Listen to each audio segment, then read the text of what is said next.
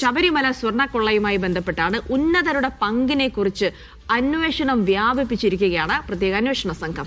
Devaswom board മുൻ അംഗങ്ങളായ വിജയകുമാറിനെയും KP ശങ്കർദാസിനെയും പ്രതി ചേർക്കുന്നതിലും ഉടൻ തീരുമാനമുണ്ടാകും. കേസിൽ അറസ്റ്റിലായ പങ്കജ് ഭണ്ഡാരിയെയും ഗോവർദ്ധനെയും വിശദമായി ചോദ്യം ചെയ്യാനും അന്വേഷണ സംഘം തീരുമാനിച്ചു. സിജോ വി ജോൺ വിവരങ്ങൾ നൽകും. സിജോ, കൂടുതൽ അറസ്റ്റിലേക്ക്, കൂടുതൽ കടുത്ത നീക്കങ്ങളിലേക്കൊക്കെ അന്വേഷണ സംഘം കടക്കുമെന്നുള്ള റിപ്പോർട്ടുകൾ നമ്മൾ തന്നെ നൽകിയിരുന്നു. കാരണം ഹൈക്കോടതിയിൽ നിന്നുണ്ടായ രൂക്ഷ വിമർശനത്തിന് പുറമെ ആ കേസ് കുറച്ചുകൂടി മുന്നോട്ട് പോകണമെങ്കിൽ ദ്രുതഗതിയിലുള്ള നടപടികൾ SIT നിന്നുണ്ടാകണം. അപ്പോൾ അടുത്ത പടിയായി ഇനി എന്തൊക്കെയാണ് നമ്മൾ പ്രതീക്ഷിക്കേണ്ടത് അന്വേഷണത്തിൽ? സിജോ. ദിവ്യ സൂചിപ്പിച്ചതുപോലെ തന്നെ കഴിഞ്ഞ ദിവസമാണ് ഹൈക്കോടതിയുടെ ഭാഗത്തുനിന്ന് അന്വേഷണ സംഘത്തിനെതിരെ രൂക്ഷമായ വിമർശനം ഉണ്ടാകുന്നത്.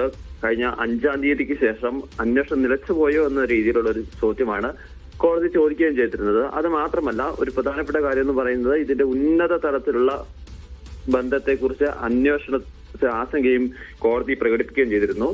പത്മകുമാറിനെ അറസ്റ്റ് ചെയ്തിരുന്നു. പക്ഷെ ആ പത്മകുമാറിനെ അറസ്റ്റ് ചെയ്തിട്ടും അന്നത്തെ ബോർഡ് അംഗങ്ങളായ ശങ്കർദാസിനെയും അതോടൊപ്പം തന്നെ വിജയകുമാറിനെയും പ്രതിയേർക്കാത്തത് എന്താണെന്നുള്ള പ്രധാനപ്പെട്ട ഒരു ചോദ്യമാണ് അന്ന് കോടതി ചോദിച്ചത്. ആ ഒരു സാഹചര്യത്തിലാണ് ഇവരുടെ പങ്കിനെ കുറിച്ച് വിശദമായ അന്വേഷണത്തിലേക്ക് പോകുന്നത്. ഇവരെ 2 വട്ടം നേരത്തെ ചോദ്യം ചെയ്തിരുന്നു.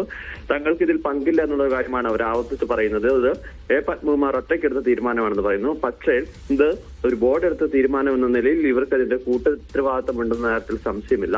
ഇനി ഇവരുടെ ഇടപെടലിനെ കുറിച്ച് കൂടുതൽ വിവരം ലഭിക്കുകയാണെങ്കിൽ ഇവരെ വൈകാതെ തന്നെ പ്രതിയേർക്കാനും അറസ്റ്റ് ഉൾപ്പെടെയുള്ള നടപടികളിലേക്ക് കടക്കാനാണ് അന്വേഷണ സംഘം തീരുമാനിച്ചിരിക്കുന്നത്. അതോടൊപ്പം തന്നെ ഈ കേസിൽ അറസ്റ്റിലായിരിക്കുന്ന പങ്കജ് ഭണ്ഡാരി അതോടൊപ്പം തന്നെ ഗോവർദ്ധൻ 2 പേർ, അവർ 2 പേരെയും വൈകാതെ തന്നെ കസ്റ്റഡിയിലെടുക്കും. ഇവർക്കായിട്ടുള്ള കസ്റ്റഡി അപേക്ഷ തിങ്കളാഴ്ചത്തേക്ക് കൊടുക്കാൻ തീരുമാനിച്ചിട്ടുണ്ട്. ഇവരിൽ നിന്ന് മറ്റുള്ള ആളുകളെ കുറിച്ച് വിശദമായ വിവരങ്ങൾ ലഭിക്കുമെന്ന പ്രതീക്ഷയാണ് ഇപ്പോൾ അന്വേഷണ സംഘത്തിനുള്ളത്.